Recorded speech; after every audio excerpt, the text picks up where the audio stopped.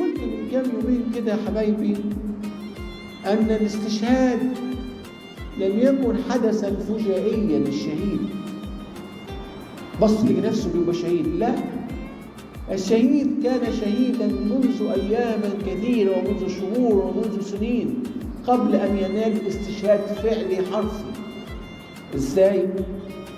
قلت إن الإنسان فينا لما بيعيش بالوصية ويحط سيف الوصية على رقبته هو شهيد، لأن كلمة الله مثل سيف ذو حدين.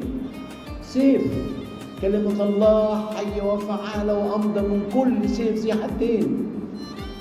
إن أنا أنفذ الوصية بنعمة المسيح وأصلب الجسد مع الأهواء والشهوات، يبقى على بكي شتيمة لحد أو تعبير قاسي لحد، يقول لا،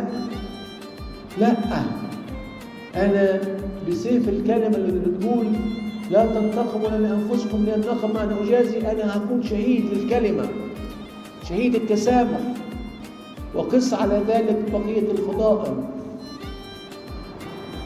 اليوم الاستشهاد ده بتعلن فيه السماء إن هذا الشاب أو هذه الشاب أو هذه الطفلة أو هؤلاء 21 شاب شهداء في ليبيا كانوا شهداء منذ قديم الزمان، من أول ما كانوا شباب صغيرين في إعدادي وفي ثانوي أو دبلوم أو لغاية ما سافروا اشتروا صناعية وهم هناك كل يوم قدامهم إغراءات، ممكن يغشوا في المونة اللي بيعملوا بيها الدهانات بتاعتهم، ممكن ياخدوا بدل ما الواحد يبذل كل جهد وكل طاقته في العمل لا يريح شوية يقعد تحت الضلة ويشرب مية ويقول كل شوية أنا عايز أروح الحمام، لا أبدا.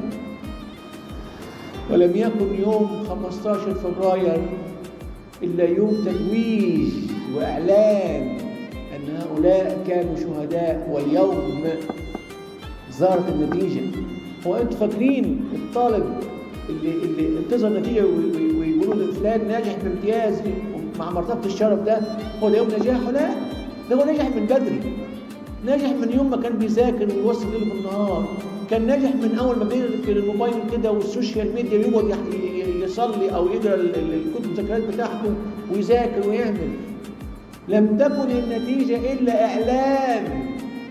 إعلان يقول لك إعلان النتيجة إن ده ناجح، هو ناجح أصلا. عشان كده الطالب الخيبان مش عايز امتحان، عايز المدارس ما تفتحش، عايز المدارس تتأجل، عايز الامتحانات تتلغي، عايز وزارة التعليم تلغوها خالص. ليه؟ لأنه مش مسافر. لكن الطالب يقول لك امتى تيجي الامتحانات؟ الطالب المسافر امتى تيجي الامتحانات عشان يعلن تعب وجهاد.